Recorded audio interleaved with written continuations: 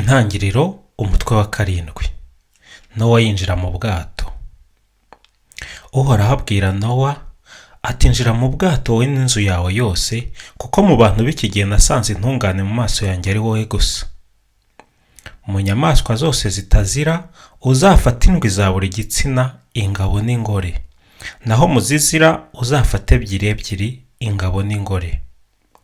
No mu nyoni zo mu kirere uzafata indwi za buri gitsina, ingabo n'ingore, kugira ngo ubwoko bwazo bwoye kuzacika ku isi. Impamvu nuko hasigaye iminsi 7 nkagusha imvura ku isi mu minsi 40 n'amajoro 40, nkazatsemba ku isi bifite ubuzima byose naremye. Nowa akora byose uko Uhoraho yari yamutegetse. Nowa yari afite imyaka 600 igihe ku isi hateye umwuzure w'amazi. Umwuzure. Nuko Nowa yinjira mu bwato, ajyana n'abahungu be n'umugore we n'abakazana be, bahunga amazi y'umwuzure.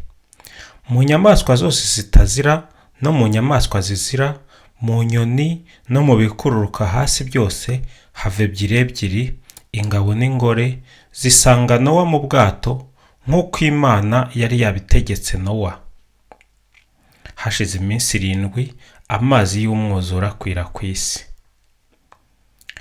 Mu mwaka wa 600 w'ubuzima bwa Nowa, mu kwezi kwa 2, ku munsi wa 17 w'ukwezi, amasoko yose y'ikuzimu aravubura, maze ibigomera amazi byose byo ku ijuru birafunguka.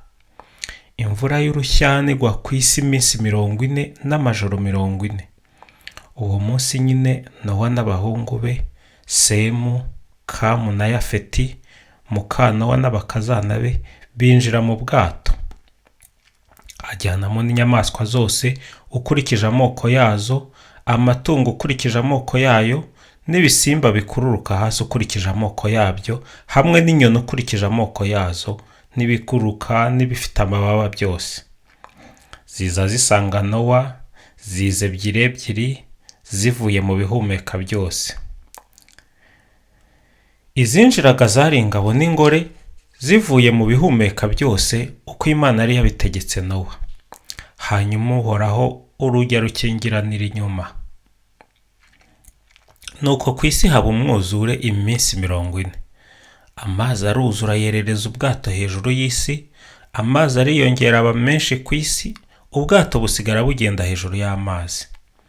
Amazi arushaho kwiyongera cyane hejuru y'isi, maze munsi y'ikirere imisozi miremire yose iriho ku isi irarengerwa. Amazi yari yiyongereho imikono 15 y'ubuhagarike, imisozi irarengerwa. Nuko igihumeka cyose kinyagambura hano ku isi kirapfa, inyoni, amatungo, inyamaswa, ibikururuka hano ku isi byose birapfa, hamwe n'abantu bose. Ibihumeka byose, ibyifitemo umwuka w'ubuzima biri ku butaka byose birapfa.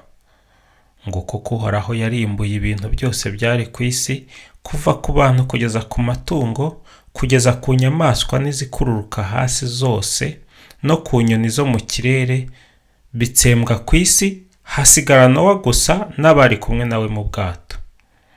Amazi akomeza kwiyongera ku isi iminsi 150 yose.